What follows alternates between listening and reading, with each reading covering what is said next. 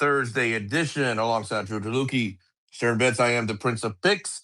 Welcome in, guys. Appreciate you as always. And we hope you're having a great start to your Thursday morning or whatever it is that you're listening to us. We got sports today. Sports, of course, sports landscape is full and in effect here today. Of course, the NBA playoffs, NHL, MLB, and a little bit of soccer to mix in here. So eager and excited to get through it. Before you did, if you guys can do us a quick favor, as always, head on over to Apple Podcasts, Spotify Podcasts, wherever it is that you guys listen to us. Give us a real quick 5-star rating, review, subscribe. Really helps us out in terms of growing this channel and getting it out to more potential listeners. We always say that. And we really, really appreciate all the support you guys have been giving us. With that being said, I am joined by Mr. Stern Betts. Good morning, Moshe. Happy Thursday. What's going on, bro? Happy Thursday. A coworker today was like, "Oh, I'm happy it's Friday," and I was like, "What?" Whoa! But no, we're just on Thursday. Almost. Yeah, slightly depressed weather today outside in America, so less scoring opportunities than we had for the last 2 days, which was really fun. But when we said bounce back day, we meant bounce back day.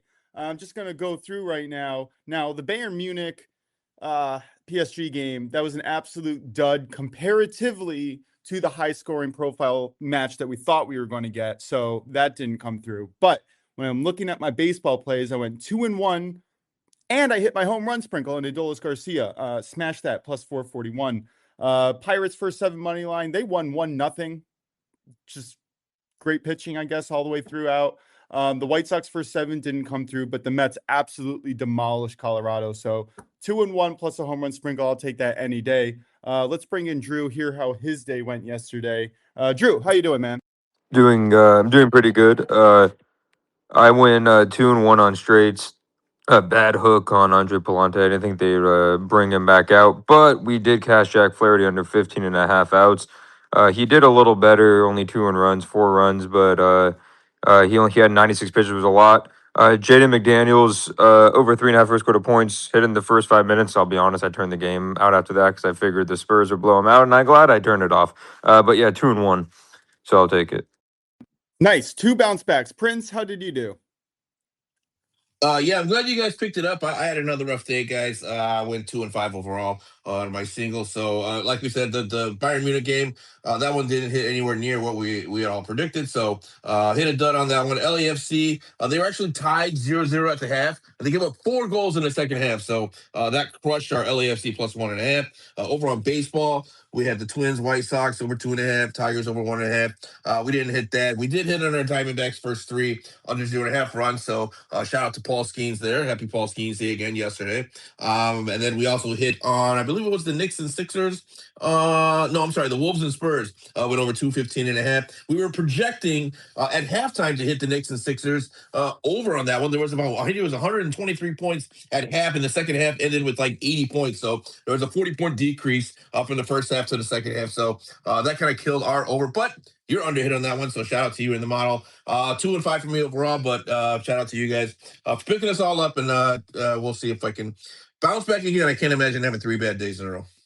No, I can't either. I'm not going to double down, but I'm definitely going to be riding with you. All right, let's get into today's best bets. I'm very excited about today. We have some day baseball going on. No soccer to muck it up. Couldn't not watch soccer yesterday, so today I'm very happy to be just watching baseball. Drew, where are we going for our first play of the day? Yeah, actually, both my player outplays the early games. Not just it's not because the early fix. It's because I think those are the best odds for player outs personally, based off of what we're seeing later on. But we'll start with the Twins and Nationals.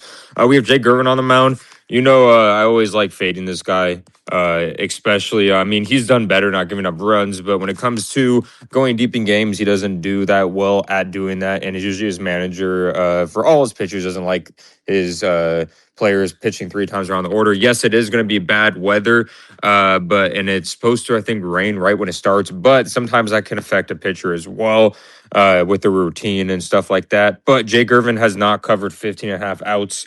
He's 6. The under is 6-1 for 15.5, and we're getting under 15.5 at minus 110. And I think that's amazing value for a pitcher that has a 47% hard hit rate. I think only a 37% ground ball rate, and facing a Twins team who likes to lift the ball. He hasn't given up as many home runs this year. But last year he gave up 38, so I think that's positive regression regardless of the weather. Yeah, I heavily lean over in this game. Almost an official play of mine. I do not like either pitcher in this spot. I think this could be a really rough game for both of them. So yeah, I like fading pitchers and kind of going with the runs here as well. Perfect. Yep. Where are we going for our second play? Second play, we'll go to Stern's favorite team, and I think he'll like this play. This outs play from Mackenzie Gore confuses me. You can find, I think the best odds for this is at DK. Under 15.5 is -141, which is good value. Mackenzie Gore has only covered this his first 2 starts, and I believe his next 4 or 5 starts, he did not even come close to really covering this. He's pitched some 5-inning games, but recently he hasn't gone deep into games. And I think Mackenzie Gore is a good pitcher, of course, but he has a big walk issue. Also, the Rangers just had Eovaldi go 8 innings, and so they only used one reliever, which was Jacob Latz. And that means the bullpen is fresh. They won't be hesitant to pull him. Sometimes just want the bullpen to work. I'm not saying they're going to pull him if he only has like 70-something pitches, but the Yankees do have some history against Gore. They do hit well against his pitch mix, and I think they'll be able to work his pitch count because Eovaldi pitches in the strike zone. That's where the Yankees will struggle. The Yankees like to try to draw as much walk as possible, and I don't think they're going to bite on Gore's breaking stuff as much. Gore may get strikeouts, but kind of like we saw with Flaherty yesterday. Flaherty got 10 strikeouts, but he had 96 pitches through 5, so they had to take him out. So, yeah. So what's the play? What's the actual, what is it, under 15.5 -140? Is that where you're going? Yeah, under 15.5 -140. He's only covered this. Last time he covered this was back in like I believe March. So yeah. Yeah, I absolutely love this play. Like you mentioned, Gore has struggled against the Yankees. The thing that is concerning with me to Gore face off with the Yankees, he has half of the equation. He has a really good whiff to strikeout ratio. He has a 29.8% strikeout rate, but that walk rate is near 12%. And that signifies that he has some control issues. And when you combine that with a 12.5% barrel rate and a 42.5% hard hit rate, Yankees might not hit him the first time around the order or whatever, but at some point, once they start hitting, they're going to hit him hard. I absolutely love the Yankees today, and I love your play. All right. Any third play, or can I go straight into my stuff? No third play, but something I'll say about Gore. Usually he does well the first time, but then where he struggles is the second and third time. Yeah, exactly. And that's kind of what I expect to see. Don't really trust Blackburn on the other side. Otherwise, I would have just played the Yankees. All right, I'm going to go to an early game here as well. The Cubs. I really like their first 3 money line win only line. Now, if you can see the first 5 money line at -125 price or better, I would actually probably prefer that. But -110 for first 3 money line win only was significantly better last night than the -140 first 5 money line at win only. That was just too priced out. Now the public is extremely backing the Cubs side, which is always a little bit concerning, but there's a reason for that. Shota Imanaga is pitching. He has an elite 31.7% whiff rate, 27% strikeout rate. He's going to go against Cincinnati, who ranks 26th in strikeouts this year so far. Imanaga at home has a 1.80 ERA, and opponents are hitting just 1.90 the first time around the order. He is facing Rhett Lauder. His whiff rate is 19.5%, 17 strikeout rate, and a 9.2% walk rate. Not going to fare well against the Cubs, who rank 4th in scoring runs in the first 3 and 4 innings. And at home, average 2.8 runs per game. Reds rank 19th on the road in runs per game, 1.47 in the first 4 innings. The last tidbit here is that Lauder has opponents batting .310 against him first time around the order. And again, like I said, overwhelming public sentiment on the Cubs, which always concerns me, but Imanaga's 6.3% walk rate shows that he has control, even if his barrel and hard hit rate are just average, even maybe slightly above average, or should I say below average? They're a little high, but everything else is elite. His expected stats are elite. I really like Imanaga to start out strong here. Drew, any thoughts on this game before I get into my second play? No, I love Imanaga. I was fading him earlier in the year, and I can't keep fading him. He looks like his old self before his injury last year, and he's fully recovered from it. So, yeah. Yep. All right. Second play here. This is going to be the Padres' first three money line. Now, I'm not taking the win only line here simply because the Padres don't have that great of an offense. That's just this is the facts of it. But Cardinals on the road aren't that great either early on in ball games. So I could see this as a 0-0 or 1-1, but I do like I like King here. That's who's pitching for San Diego. Michael King. Now, the only qualm I have about him, he has an 11.3% barrel rate and 11.3% walk rate. Everything else is fantastic. He has a 27.5% whiff rate, 24.5% strikeout rate, hard hit rates at 34%. Expected stats are really good. So I really like him at home where he continuously pitches better. And then he is going to be facing Matthew Liberatore, who's not great.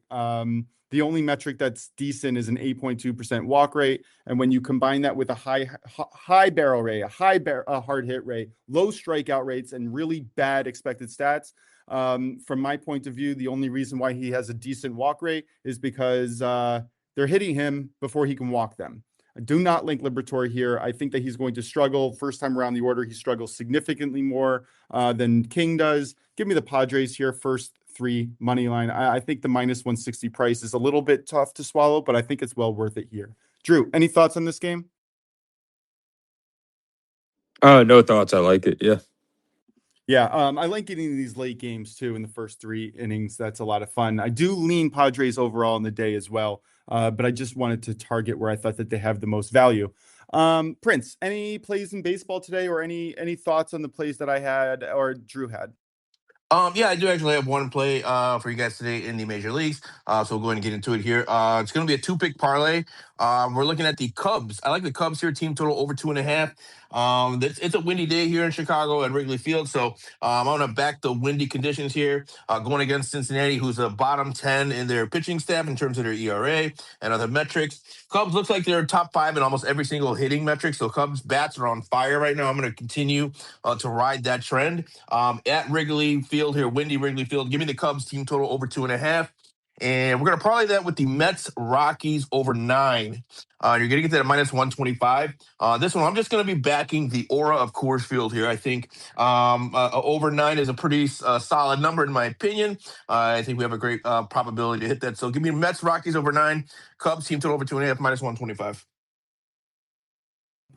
Yeah, I don't mind that at all. I do see runs over in Wrigley, and I do see runs over in Coors.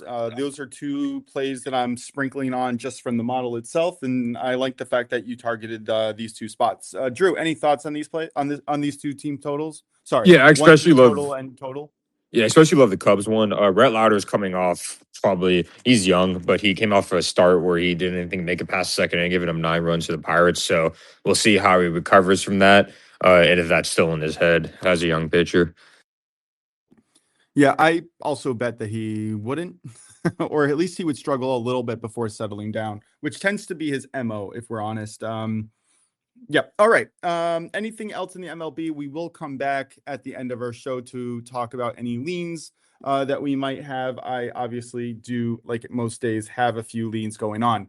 But let's get into home run plays of the day. Prince, going to go batting leadoff for us. Where are you going today? Not that great weather, so I'm interested to hear. Yeah, it's a little bit more of a difficult day with the weather not being as friendly as it has been in a last couple days. But I'm gonna go back to Coors Field here.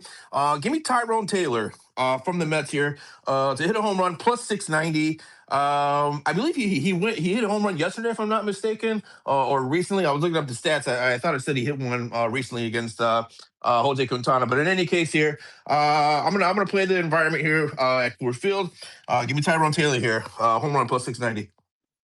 Yeah, don't hate that at all. Coors Field's where it's going to be at. Leadoff home run from Soto yesterday in that ballpark. That was a lot of fun.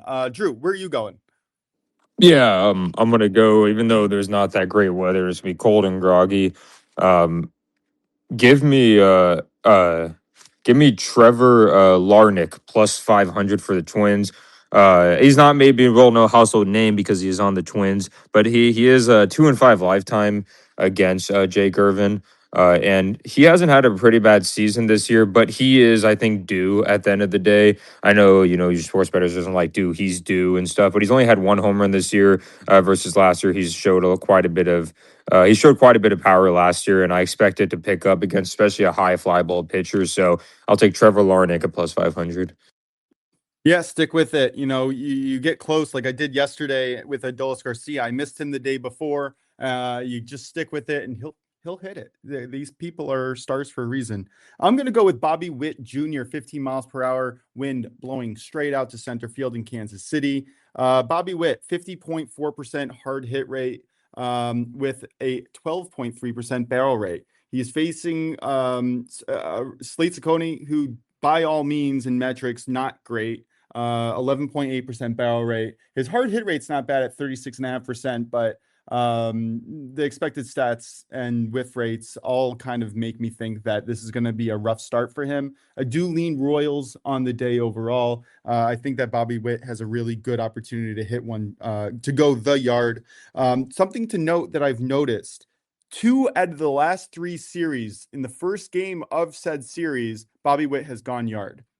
So maybe it's a trend, maybe it's a pattern. I'm looking to find out. I think that he has a good shot today. I got this at plus 441, I believe. I'll have to double check that. I'll give it out on the recap, but it's in the 440s for sure. Drew or Prince, any thoughts on anybody else's home run plays?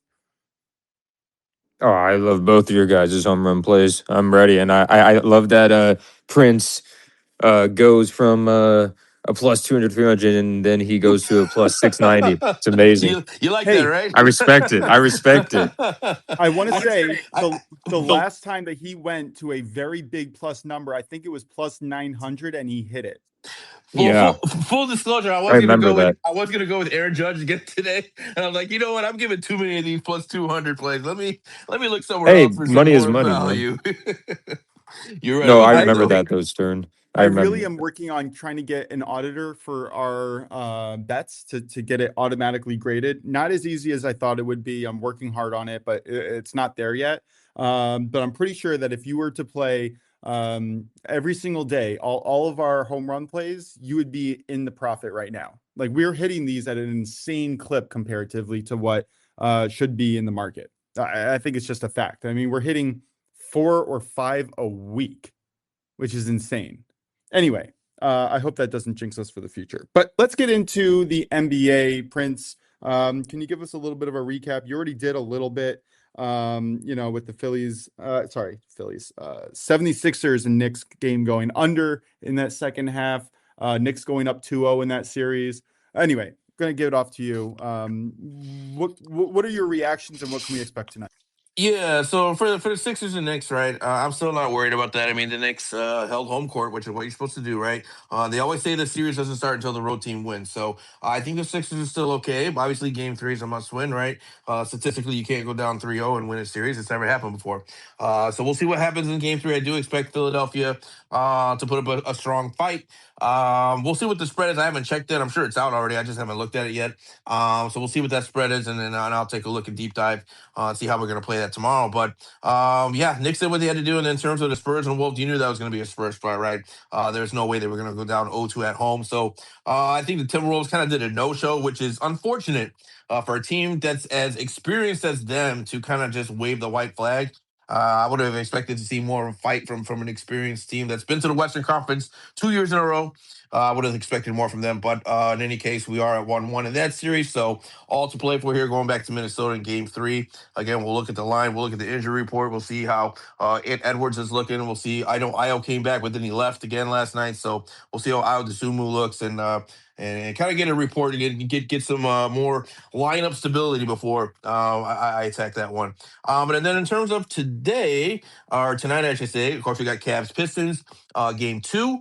And then the Lakers and Thunder as well. So for me, guys, I'm looking at a 2-pick parlay for tonight. I'm going to take the Cavs. I'm going to alt spread them at plus 10.5.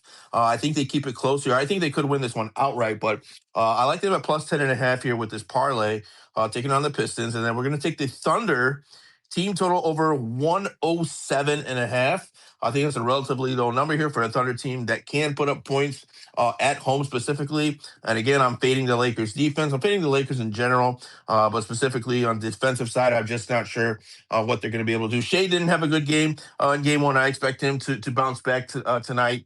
Lou Dort had a terrible game. I expect him to bounce back tonight. So I think you had some Thunder players that didn't really play well offensively in game one that I would expect them to show out here in game two. And do I think LeBron's going to go for 27 again? Probably not. But I'm just taking the Thunder team total on this one. So give me the Thunder over 107.5, Caps plus 10.5. That comes in at minus 115. Yeah, I like it, playing it. My model has the under 216.5 in the Cleveland Detroit game and the over 209 in the LA OKC game, if you're wondering. Also, the spread, I just took a little bit of a peek on the Knicks Sixers. I keep doing that, Phillies. Knicks Sixers. I think it's tomorrow. Yeah, tomorrow, Friday night. It's basically a pick 'em.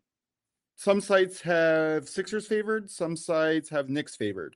Overall, I'm seeing the Knicks as a slight underdog, which I don't think is right. Any leans there?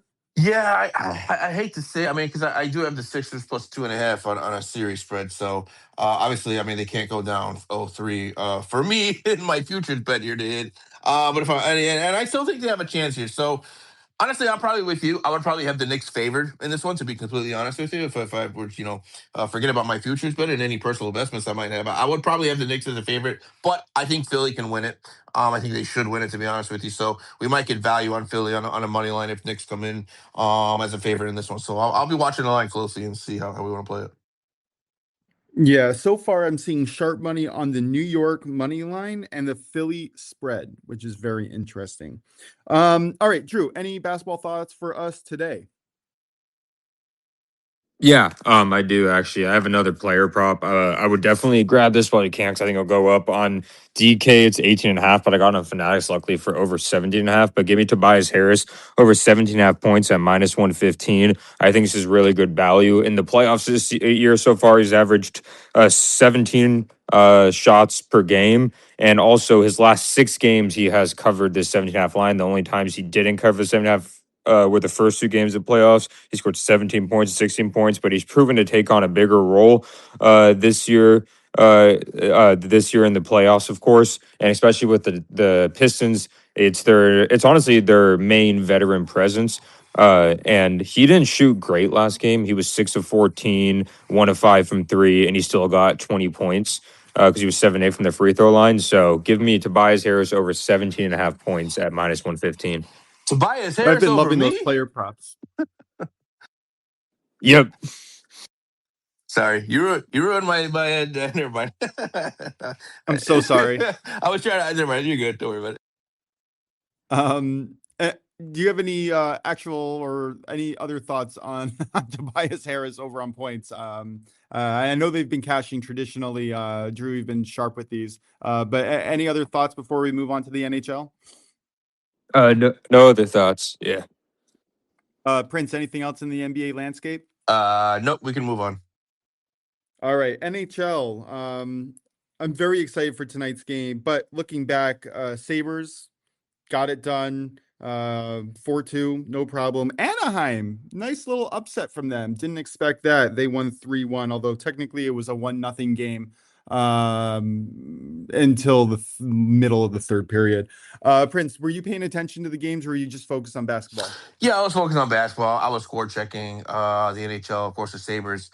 They won, which we thought they would. But the Knights, unfortunately, they only got 1 goal. Needed to get 1 more, and they ended up losing that one to the Ducks, which was a little bit surprising to me. But yeah, nothing else for me in terms of recap. And I don't have anything tonight for the NHL either. So.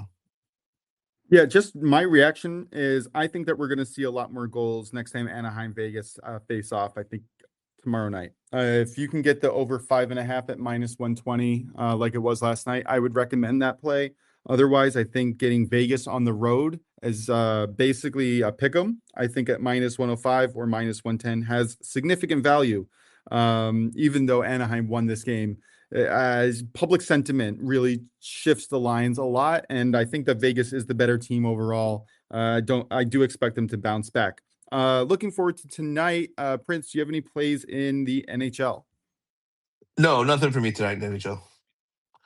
All right, so not an official play for me, but I do have a solid lean on Philadelphia. I think that they were the better team last time out. I think that they should have won that, could have won that. Obviously, they didn't win it, but I think that if we see the same type of energy, 5-5, I think that they have the advantage here, especially at home where they come out with a different level of energy. And again, it's really all about how they're attacking the puck, getting to the line, and really making sure that Carolina feels uncomfortable when they're pulling up their offense. So I do lean Philadelphia. I got this at plus 161, just a sprinkle, a quarter unit. Now the price is plus 140. It looks like plus 143, 145 in some places.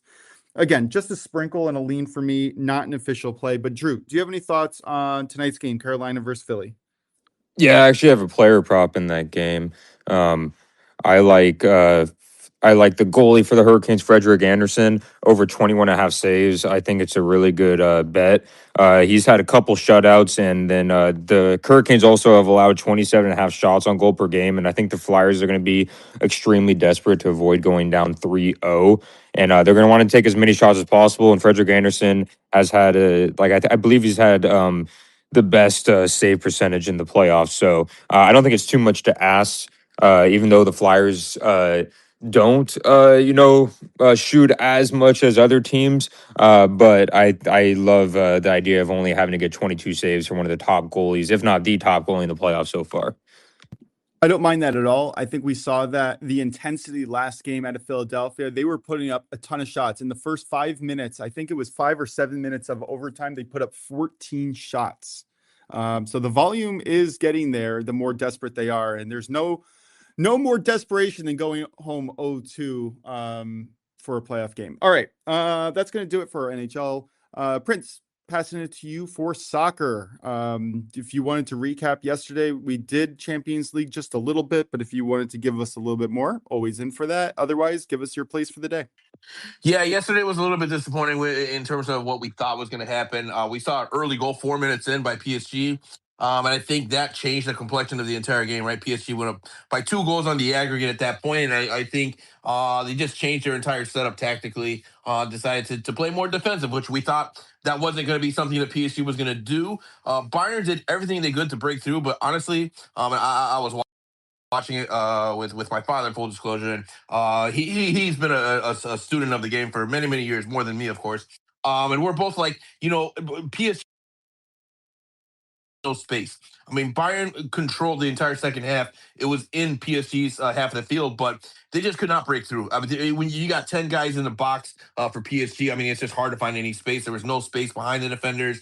There was no space. All they could do was take long shots, and that's you lower your percentage of scoring when you do that. So I thought PSG had a masterclass set up tactically, especially in the second half.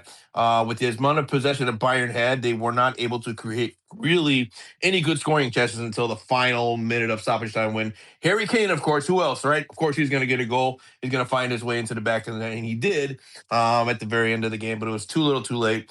So unfortunately for Bayern, we're not going to see them anymore this year in the Champions League. Moving on to PSG Arsenal for the final. Of course, I would expect PSG to be favored in that one. I think they are considerably better than Arsenal, but it's one game, so who knows? It's at a neutral site, so anything can happen. Arsenal could definitely muck it up and play another defensive game against PSG and maybe neutralize them. So we'll see what happens with that as we get closer to that game. We'll definitely have some opinions and thoughts on that. But as far as today goes, I just one pick for me today, guys.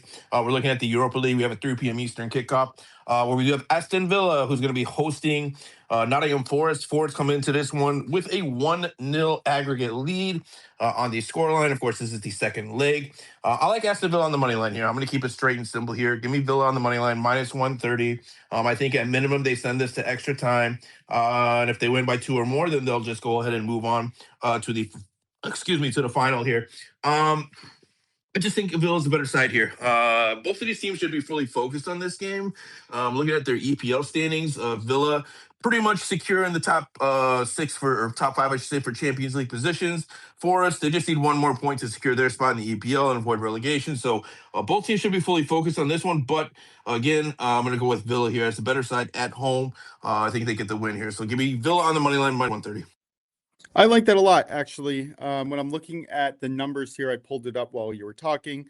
55% of the public is Norfolk on Nottingham Forest. Sorry, but 69% is on Aston Villa of the money.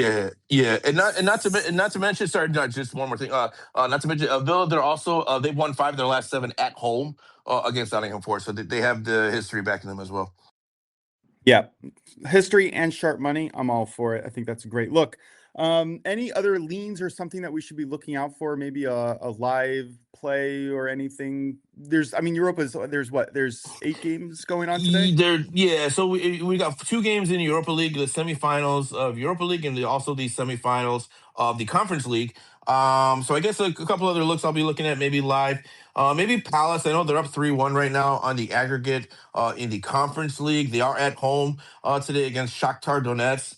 I would look at something maybe related towards Palace, just because I just think they're the better team. Even if we see rotated lineups, which we really shouldn't see that from Palace. I think they're pretty safe in the EPL, if I'm not mistaken. But I just think they're considerably better than Shakhtar. So I would probably look at something from Palace, maybe live in that one. I'm also looking at maybe Strasbourg, something with them live against Rayo Vallecano. Again, I think Strasbourg is a little bit better side here at home, trailing 1-0 in the aggregate. That might be something else that I'll look at. But those are going to be more live plays. I need to see who's playing and kind of how they're playing before I attack those games. And then other than that, it's really going to be a lot of live looks for me today, guys. I'll just be kind of looking at the live landscape and seeing if we can find any kind of advantageous positions here. And if we do, I'll be sure to post them over on X at Principix, and maybe even on our webpage here as well.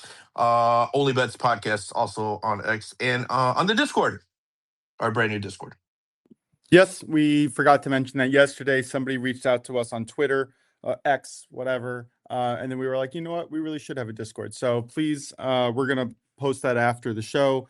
Please join us. It'll be fun. Hopefully, we'll be able to communicate, and if you have any questions, we'll be able to go that way. Anyway, I'm going to invite any of our listeners. If you want to come on, request, we'll bring you on. You can give your take, ask a question. It could be your time for about 2.5 to 5 minutes, depending on where the conversation goes. But obviously, please be respectful. We will mute and cut you if we get unexpected language. Unfortunately, we had that a few days ago. Prince, I'm just going to go and recap anything that you want to get to on the sports day today. Could be across anything that we have discussed already or have not discussed. And then I'll go to Drew and ask you the same question. Prince, anything that we want to get to before kind of wrapping up our show and waiting for anyone to request?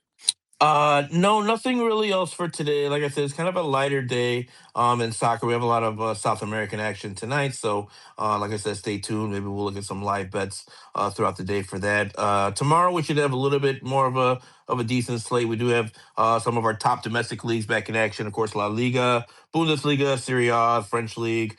So some of those, we got a couple games starting tomorrow. And then, of course, the weekend is going to be a big weekend here with a lot of these domestic leagues winding down their season. So this is typically the time where you want to start betting teams that are in various positions in the table. So we'll get into that more tomorrow, as I'll definitely have some plays over the weekend in tomorrow's show. But for today, like I said, just going to be more live looks for me. Okay. Yeah, definitely interested, and definitely tweet it out so that we can repost and follow along. Drew, going to go to you. I do have one game that I want to talk to you about in baseball, but I'm going to hand over the floor. Is there anything that you want to get to on the slate today? Yeah, I just want to remind the listeners when they, of course, do listen to some people in here. The MLB games start in about 30 minutes, and then my other play will start another 30 minutes after that. So if you want to get the stuff in, if you're listening right now, get them in. Yep, and we will go over that recap in just 1 minute if you want to stay tuned. I want to talk to you about the Twins Nationals game. I was trying to figure out how to play this because, you get 2 pitchers who are absolutely terrible, at least so far this season. Simeon Woods Richardson, who did look really promising with his 18 different pitches last year, and Jake Irvin. Both of these guys have really high barrel rates, low strikeout rates for the most part. Jake Irving a little bit better, but they both have control issues. They both have high hard hit rates. Both of them have really not great bullpens behind them. Is there any reason why we shouldn't just be betting the over 15.5? I'm exaggerating. It's over 9, but is there any reason why we shouldn't just be betting the over in this game? No, I will say I think Simeon Woods Richardson is a little better than Jake Irvin, but that doesn't mean much because you're comparing you're comparing a trash can to a garbage can. But at the end of the day, there's no reason not to. Like I think because it's such a favorable ballpark in there today, especially with the 50% humidity or more they have, and it's not like it's 30 degrees; it's like 57 degrees, and the wind's only blowing in from center field like 3 miles per hour, so wind really won't be a factor. It was supposed to rain for the next, I believe, like 3 hours, but now expected to only have a 30% chance rain at game start at 1 p.m. Eastern. So I don't see any reason. I think it's kind of an over exaggeration with this part of the aspect of the weather because there's not terrible amount of wind. It's still in the 50s. And both these pitchers have very high fly ball rates and get hard contact against. And you have a lot of power hitters in both lineup, like James Ward. You have Byron Buxton, Larnach can hit hard, Ryan Jeffers. So yeah. Who was it that hit a grand slam yesterday on the Nationals? It wasn't Woods. It was the other one. Was it Abrams? Yeah, CJ Abrams. That's who it was. He's been great. What a moment that was. Yeah, that was a lot of fun. All right, so I guess it's just a hard lean on the over 9 minus 110 on this game. Not an official play, but something that I was looking at very heavily. The other one that I mentioned, we already talked about, the Yankees. Guardians Royals, kind of going back and forth on that one. Slight lean to the Guardians just with the plus money. Phillies and Mets are also leans for me. I really like the Phillies. I really like the Phillies today. I like Painter to kind of bounce back, and JT Ginn I think could struggle a little bit with his control over in Philadelphia. The weather is warming up. I'm a little bit afraid that the Phillies are just going to jump all over him.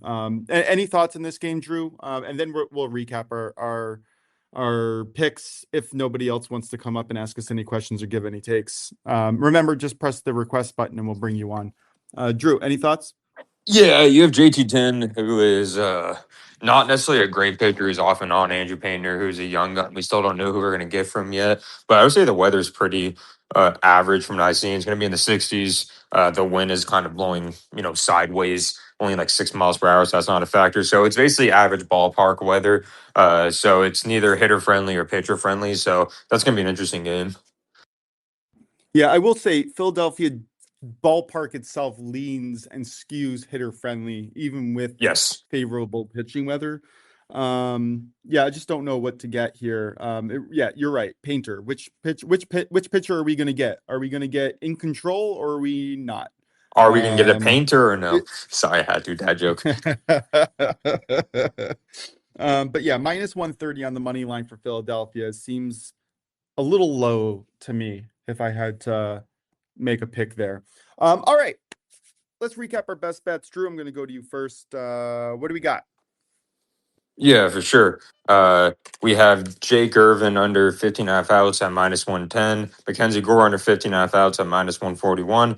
Tobias Harris over 17.5 points at minus 115. Frederick Anderson over 21.5 saves at minus 130. And Sprinkle Trevor Larnach home run at plus 500. Absolutely love it. I'm going to go with first three plays. Cubs first 3 money line, win only minus 110 over on Caesars of FanDuel. Shout out. I forgot to mention before. Fanatics had this at plus 100 last night. So shop your lines. Make sure that you can get the best one out there. The next play, Padres first 3 money line with the push insurance minus 160. And then my home run sprinkle of the day. I forgot to write this down. I am so sorry. Bobby Witt Jr. plus 430. That's who I had. Prince, close us out. Yeah, guys. So we're gonna go with Aston Villa on the money line here in the Europa League at minus 130. Give me the Cavs plus 10.5 parlayed with the Oklahoma City Thunder Team total over 107.5. That comes in around minus 115. In baseball today, we're going to go with the Cubs team total over 2.5. Parlayed with the Mets Rockies over 9 runs. Comes in around minus 125. Then for our home run sprinkle, give me Tyrone Taylor from the Mets here to go yard at plus 690. That's going to do it for us today, guys. This has been your Thursday edition of the OnlyBets Sports Podcast. For Drew DeLucchi, Stern Bets, I am the Prince of Picks. We appreciate you guys as always. We will be back and better than ever tomorrow. Same time, same place, 11:30 a.m. Monday through Friday. You can catch us live on X at OnlyBets Podcast. We appreciate you guys tuning in. As always, thanks for all the support. And let's have a great Thursday. Let's cash out these tickets, and we'll see you all tomorrow. Thanks.